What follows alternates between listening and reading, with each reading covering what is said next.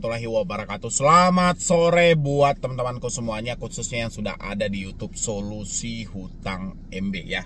Kali ini kita mau membahas semua yang menyangkut urusan pinjaman online.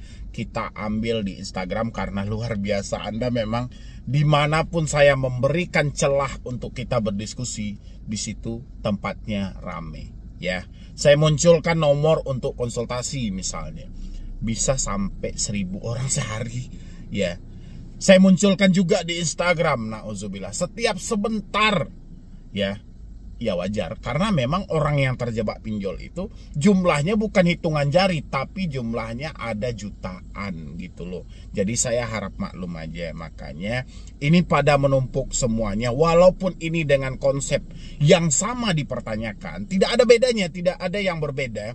Semua konsepnya sama kok, hanya saja yang berbeda daerahnya, kecamatannya, itu saja. Sisanya hampir sama gitu loh. Pinjolnya pun juga itu aja, nggak ada pinjolnya yang berubah. Misalnya ada pinjol baru, misalnya pinjolnya kucing misalnya nama pinjolnya, atau pinjaman online tikus misalnya. Tapi nggak ada, sama-sama aja, itu aja. Paling kalau nggak aku laku Kredipo, kalau nggak Shopee, kalau nggak pinjam duit, kalau nggak kredit pintar, ya sudah. Oke. Hari ini saya mau membacakan buat teman-teman semuanya. Apapun yang Anda pertanyakan saya akan membacakan. Berapapun durasinya nanti Anda boleh simain. Mana tahu ini pertanyaan Anda juga yang saya bacakan, dan Anda boleh simain di sana sampai habis juga. Dan buat teman-teman semuanya, sebelum saya lanjutkan untuk membaca pertanyaan-pertanyaan yang masuk di Instagram ini, buat teman-teman yang belum mensupport channel ini, silahkan disupport dulu, silahkan didukung dulu. Karena supportan dan dukungan Anda itu menjadikan channel ini makin berkembang, dan saya makin semangat lagi memberikan motivasi dan edukasi. Dan untuk teman-teman semuanya yang mau konsultasi secara langsung sama saya, bisa klik tombol gabung yang ada di bawah nama channel, silahkan. Oke. Yang paling pertama yang mau kita bahas di sini adalah pertanyaan dari, saya bacain aja ya nama Instagram Anda ya. Nah, karena namanya juga tidak nama asli. Kalau nama asli nanti kita bacakan inisialnya. Namanya Keranjang di sini yang bertanya. Mudah-mudahan bukan keranjang ibu-ibu ke pasar ya gitu ya. Assalamualaikum Bang Medi, saya baru saja ketipu pinjam Shopee. Saya tidak sanggup membayarnya Bang. Bagaimana solusinya Bang? Tolong balas DM saya Bang. Minggu lalu saya sudah chat WA tapi tidak ada balasan. Woi kawan, kalau yang namanya konsepnya ketipu atau ditipu ya, itu mengarahnya ke pidana. Ngapain Anda harus pusing-pusing? Ngapain Anda harus ngomongin kita tidak sanggup bayar, saya tidak mampu bayar? Bukan itu konsepnya, kan Anda ditipu. Ditipu otomatis kan Anda menjadi korban. Anda tidak meminjam uangnya itu gitu loh. Harusnya Anda bikin laporan ke pihak kepolisian gitu loh, bukan baper-baperan. Jadi kadang-kadang teman-teman itu disinilah kesalahannya gitu loh. Yang seharusnya mengarah ke pidana ya pidana, yang mengarahnya ke perdata ya perdata. Kalau konsepnya kita sudah ditipu, berarti mengarahnya ke pidana. Bikin laporan ke pihak kepolisian, ambil surat tanda laporannya, nanti jelaskan sama pihak yang bersangkutan bahwasanya saya menjadi korban penipuan dari aplikasi ini, atau ada oknum-oknum yang mengatasnamakan aplikasi Anda. Sampaikan seperti itu. Oke, kita lanjut lagi. Ini ada dari R. Bang, berapa kali DC menghubungi kontak darurat? Ini saya, mohon maaf, saya ini cuman manusia biasa. Saya tidak mempunyai indera ke-19 atau indera ke-15, kecuali indera-indera yang lain kawan-kawan saya itu baru ada. Tapi kalau indera ke-6, indera ke-7 saya nggak punya. Jadi saya nggak tahu mereka itu menghubungi kontak darurat itu harus berapa kali gitu loh. Dan inilah yang saya hadapi setiap hari dari teman-teman semua. Karena teman-teman kan berpikir, Bang kenapa mutar-mutar, kenapa bolak-balik. Anda bayangin gitu loh. Pertanyaannya, Bang berapa kali DC menghubungi kontak darurat? Siapa yang bisa menjawab? Ya, coba Anda bisa menjawab gitu loh. Atau ada orang yang mempunyai kemampuan lebih, dia tahu tebak, oh kontak darurat Anda namanya si A, berada di daerah sana, ditelepon 7.000 kali oleh DC. Ada yang tahu gitu loh. Ini bukan pertanyaan sebenarnya, tapi karena luapan ketakutan mereka, karena luapan kesetresan dia beranggapan semuanya jadi masalah gitu loh. Semuanya jadi musibah. Ya, ini buat teman-teman semuanya. Saya ini juga ada batas kemampuan juga. Ada semuanya yang bisa saya jawab, ada juga semuanya yang tidak bisa saya jawab. Salah satunya kapan DC datang ke rumah, berapa kali dia menghubungi kontak darurat, daerah mana yang akan dikunjungi. Ini di luar batas kemampuan saya gitu loh. Ya, tapi teman-teman itu beranggap saya itu kayak apa sih? Seakan-akan saya bisa jawab semuanya, bayangin gitu loh. Bang, berapa kali DC menghubungi kontak darurat? Apa yang harus saya jawab? Saya bilangin 2 kali, saya bilangin 3 kali, saya bilangin 4 kali. Bagaimana kalau kontak darurat Anda itu merespon? Ya, harusnya saya jawab kalau hal seperti ini. Kalau Anda juga pengen butuh jawabannya, Bang, berapa kali DC menghubungi kontak darurat sampai Anda berhenti memikirkannya? Itu jawabannya. Selagi Anda masih memikirkan, dia tetap akan menghubungi. Tapi kalau Anda tidak memikirkan, otomatis teroran dan ketakutan juga tidak ada. Ya, untuk R ya. Habis itu ada lagi pertanyaan dari R juga dengan nama yang sama. R juga, tapi namanya berbeda ya. Tadi R-nya beda. Oke, Bang, saya ingin galbay. Apakah orang lain akan dihubungi karena keluarga nggak akan terima, Bang? Tolong, Bang. Galbay itu tidak usah diinginkan. Ini kesalahan dari teman-teman. Bedakan antara tidak mampu bayar dengan tidak mau bayar. Kalau tidak mampu bayar, kita lihat kiri, kanan, atas, bawah, muka, belakang. Sudah kerja dari pagi sampai malam, bahkan dari malam sampai pagi lagi, tapi juga tidak mampu. Ya, tapi kalau tidak mau, uang itu ada di kantong Anda, hanya saja Anda malas untuk melakukan pembayarannya. Ini beda. Kalau Anda bilangin Anda ingin galbay atau Anda mau galbay, ya, sementara bukan karena ketidakmampuan Anda, berarti ada hal gitu loh. Saya juga tidak ingin membela hal-hal yang seperti ini. Saya juga nggak mungkin pasang badan untuk mereka yang sengaja tidak mau bayar. Ya, jadi saya aja selalu membedakan mana orang yang butuh solusi dan mana orang yang ingin berlindung di balik video-video saya. Ya, jadi untuk R, kalau Anda bilangin saya ingin galbay, nggak usah Anda bilangin ingin galbay. Sekarang tanyain ke diri Anda mampu bayar apa tidak? Kalau tidak mampu bayar, itu alasannya kenapa? Ya, itu aja. Terus kalau Anda bilang apakah orang lain akan dihubungi, hampir sama dengan pertanyaan yang tadi. Dia bertanya, Bang, berapa kali DC menghubungi kontak darurat? Ya, otomatis saya tidak tahu. Sama juga Anda bertanya kayak gini, apakah orang lain akan dihubungi? Harusnya pertanyaan ini Anda yang mampu menjawab. Kenapa? Karena orang lain yang Anda maksud ini siapa? Kontak Anda kah? Kontak ini terdiri dari apa? Dari teman Anda, rekan kerja, atau dari mana? Ya, sejauh ini Anda mengalami telat bayar atau Anda mengalami tidak mampu bayar, sudah ada apa belum kontak ini komplain kepada Anda? Atau orang sekitar ini komplain kepada Anda? Kalau belum ada, ya sudah, berarti tidak dihubungi. Tetap kita harus berpikir optimis. Kita harus berpikir positif, jangan berpikir negatif dan pesimis. Ya. Habis itu karena keluarga nggak akan terima, Bang. Sejauh Anda memikirkan hal-hal yang buruk, ya tetap aja hasilnya akan buruk. Ingat, perkataan adalah doa. Perkataan yang menjadi doa itu adalah apa yang Anda ucapkan dalam hati dan apa yang terpikir dalam pemikiran Anda. Karena ada malaikat kiri kanan yang mencatat semua itu. Jadi kalau Anda bilangnya karena keluarga nggak akan terima, ya pastinya keluarga nggak akan terima. Karena itu ucapan Anda terus. Coba Anda sampaikan, keluarga pasti terima. Cari momen-momen tertentu untuk jujur dan terbuka sama keluarga. Ya. Lagi. Assalamualaikum, Bang, saya F mau tanya. Kan saya ngajuin ke 1 APK dan saya tidak lolos.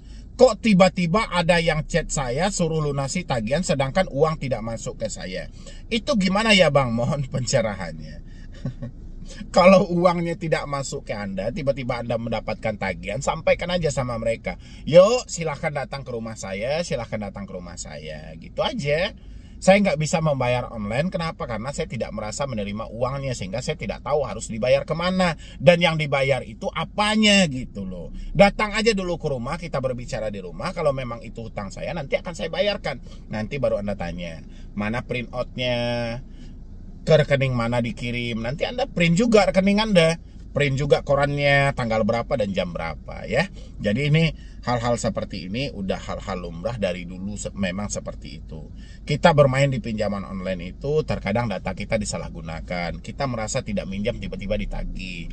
Kita merasa tidak mengkonfirmasi, tiba-tiba dana cair. Itu sudah hukum alam dari pinjaman online. Kenapa?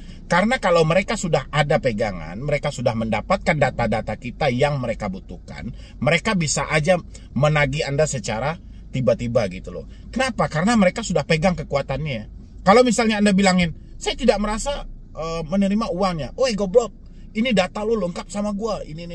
Itu menjadi senjata bagi mereka. Makanya dibilangin, pinjaman online ini sebenarnya belum layak disajikan kepada masyarakat Indonesia. Tapi apa boleh buat, dari petinggi-petinggi di negara kita tidak pernah mengcek lebih detail lagi bagaimana tentang digital khususnya pinjaman online ini. Itulah yang terjadi. Oke, ini ada lagi pertanyaan dari R juga, masih R juga ya. Assalamualaikum Bang Medi, perkenalkan saya Ibu. Mohon bantuannya Bang, saya udah nggak kuat lagi ngadapin pinjol. Yang gali lubang tutup lubang, mohon gimana caranya Bang, saya takut sekali. Nah, ini saya bilangin, saya berulang kali menyampaikan buat teman-teman semuanya. Lebih baik kita berhenti bayar pinjol daripada gali lubang tutup lubang. Tapi yang terjadi adalah untuk membayar sebuah ketakutan yang ada dalam diri kita, kita nekat untuk mengambil lagi. Untuk apa? Untuk menyelamatkan ketakutan yang ada dalam diri kita. Sementara ya, kita sudah menyatakan tidak mampu.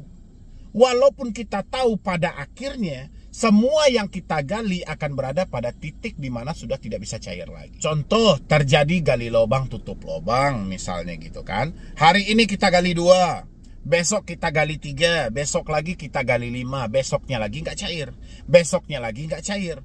Otomatis 2, 3, 5 menjadi 10 aplikasi. Sementara hutang kita di awal sebelum kita gali lubang hanya 2 aplikasi. 2 aplikasi tertutup, 10 aplikasi terbuka. Apa penyebab hal ini? Penyebabnya karena ketakutan tadi, sesuai dengan yang disampaikan di sini. Saya udah nggak kuat lagi ngadapin pinjol yang gali lubang tutup lubang. Mohon gimana caranya Bang? Saya takut sekali. Ya. Jadi sebelum dia menyatakan takut sekali ini, dia takut aja sehingga dia gali lubang tutup lubang. Makanya saya bilangin, ketakutan itu ada sumbernya. Ketakutan itu ada sebabnya. Ketakutan itu ada dasar-dasarnya. Apa yang menjadi dasar ketakutan kita? Contoh, kita tidak mau data kita disebar. Apa yang menyebabkan hal itu? Mungkin selama ini kita di kampung orang terpandang. Kita orang yang dihargai. Tiba-tiba ada permasalahan seperti ini, otomatis kita berpikirnya terlalu jauh. Padahal kalau kita sadari, inilah manusia. Inilah perjalanan hidup. Kita akan melewati semuanya. Turun naik dalam kehidupan kita akan melewati. Ya, walaupun di mata manusia kita tidak ada harganya, tapi di mata Tuhan jangan sampai hilang. Ini di mata manusia dicari, beribadah pun gak ada. Gitu loh. Dia sibuk mencari nama di mata manusia, tapi dia tidak mencari nama di mata yang Maha Kuasa. Ini yang terjadi, makanya kesulitan terus-menerus. Ya, habis itu apalagi yang memicu orang-orang ketakutan? Mungkin dia tidak bisa terbuka. Mungkin dia tidak bisa jujur.